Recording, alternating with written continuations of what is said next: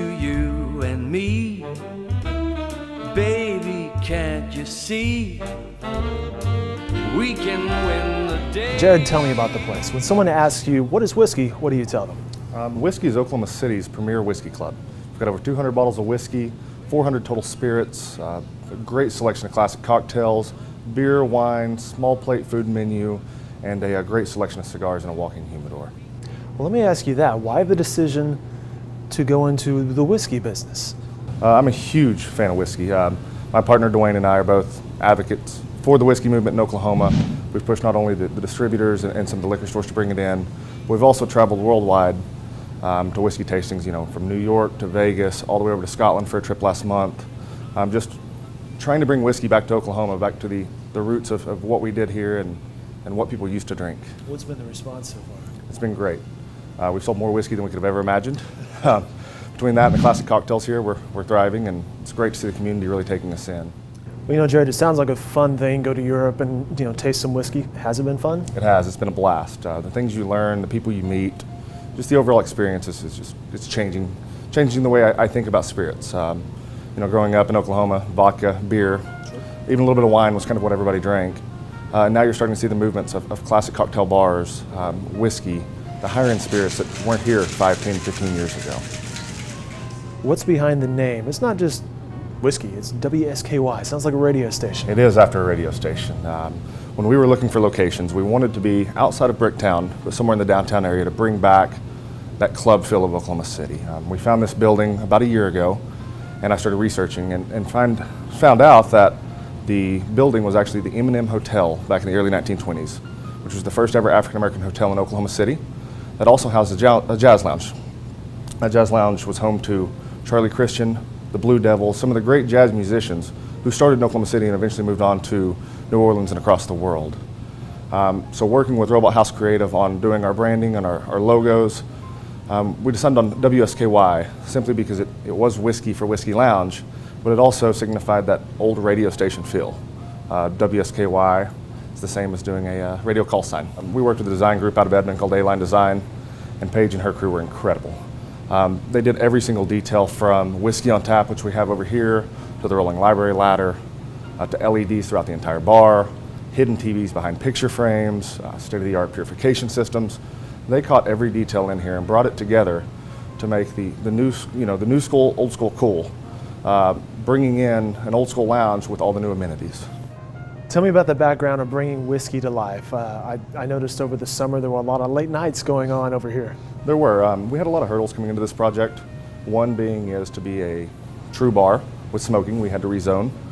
To do that, we had to actually file for variances through the Oklahoma City, whether it be the zoning department, the planning commission, the city council. We had to go through all the proper steps in order to be able to do this. And then, of course, once we came in the building, to be able to keep up our word on being state of the art with the ventilation, with things like that. We had to rewire the building, put a ventilation system in, all new HVAC. We essentially gutted the building top to bottom and rebuilt. How long of a process has this been? It's been almost a year. About a year. Now it sounds like you probably need some backers. Tell me about your partners and who all's involved here. Yeah, there's 3 of us involved in this project. Myself, John Ferrier, and Dwayne Poor. John and I have been friends for quite a while. Met him, of course, through the cigar business. John is an investment banker. Dwayne is in medical field, and Dwayne's a huge advocate of whiskey and a lover of whiskey. He's kind of taught me everything I've known. Dwayne's one of the largest collectors in the world, has a portfolio that's incredible. So the 3 of us, between the whiskey and cigars and the business knowledge, have really built something that we feel the city needed. You mentioned location. You're specifically looking for something a little bit outside of Bricktown. Why is that? Why was location important, and were you actually looking at this location to begin with? This location wasn't our first pick. We looked around, our real estate agents did a great job. We looked in Midtown, Uptown, Downtown, but this area fit simply because we wanted to do a 30 style pre-prohibition bar. And when you look at Deep Deuce and what Deep Deuce was in the history, it just brings you back to this area. Once this building came available, we knew that this was the spot that we wanted. And just to stay outside of Bricktown, the reason behind that was simply, we didn't want the hustle bustle. We wanted people to be able to park on the street or park in our parking lot across the street, walk in, not have to worry about paying for parking, walking through all the crowds. We wanted it to be a laid-back neighborhood bar. What advice would you give? Let's say I want to open up a small business. What advice would you throw my way? don't be afraid to work. There were plenty of weeks that I have a full-time job as well, that I would put in 100, 120, 140 hours a week.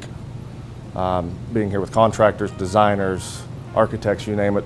Staying on top of things. Especially in a building like this, you've got to watch budgets, you've got to watch construction, and then, be careful who you pick to work for you. We picked a world-class staff.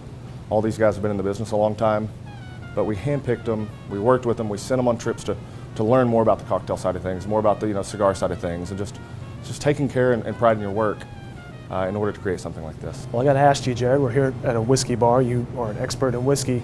What's your favorite whiskey? What would you recommend for someone off the street who doesn't have that refined palate? What would you recommend? I would recommend a Highland whiskey.